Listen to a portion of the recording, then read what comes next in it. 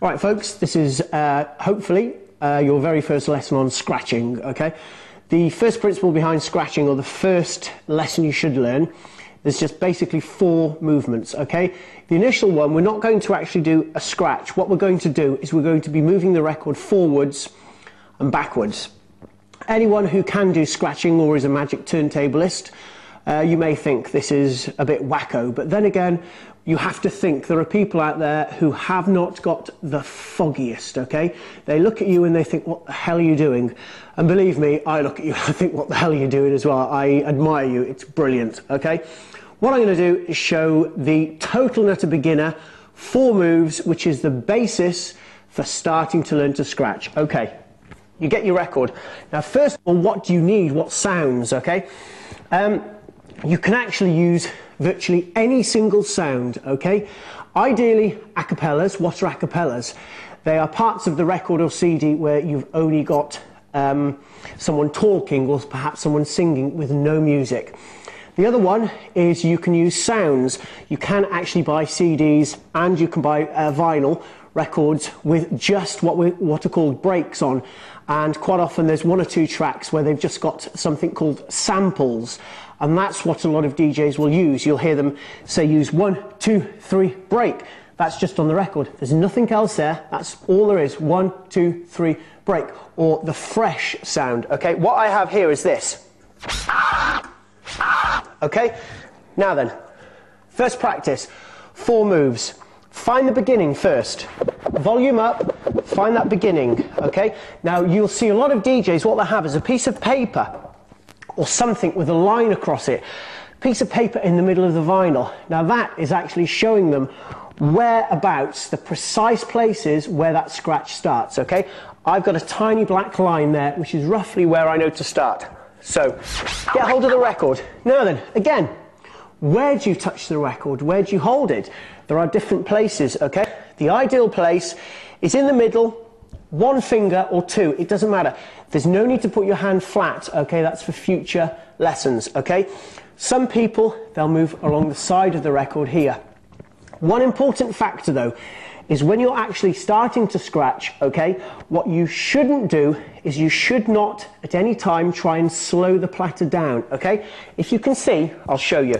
My finger here is on the record, okay? The platter is still moving as it should. The more pressure I put on that record, the slower the platter will go until eventually it will stop. You don't need to do that. You mustn't do that, okay? The ideal way of touching the actual record, okay, is so the platter is moving freely. In other words, as soon as I left my finger off the record, it doesn't slowly go from 33 up to 45. It's almost, from still to 33 or still to 45. It's almost instantaneous. It just goes straight up as opposed to going, you know what I mean, okay? So, volume up. We find the place. Now then, 4 moves. Volume up, lift your finger off the record, okay? And follow the scratch with your finger. You lift your finger up and your finger goes with the record.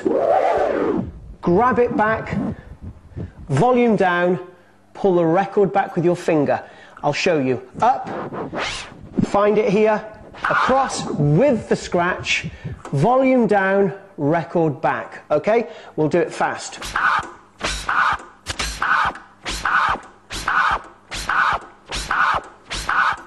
Okay, what am I doing? Number 1 is volume up. Number 2 is take your finger off the record. Okay?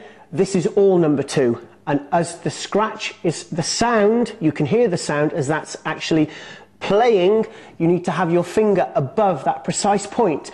If you imagine 2 magnets and your finger is 1 magnet, the record is the other, okay? And they're stuck, okay? You move exactly the same speed, the same place as the record is moving. As soon as the scratch or the sound finishes, you put your finger down on the record, okay? You stop. Then the 3rd one is you put the volume down. The 4th one, you bring the record back, okay? Now then, what I'll do, I'll put a sound on. And we'll do exactly what I've done. Okay. Nothing else, just that. Here we go.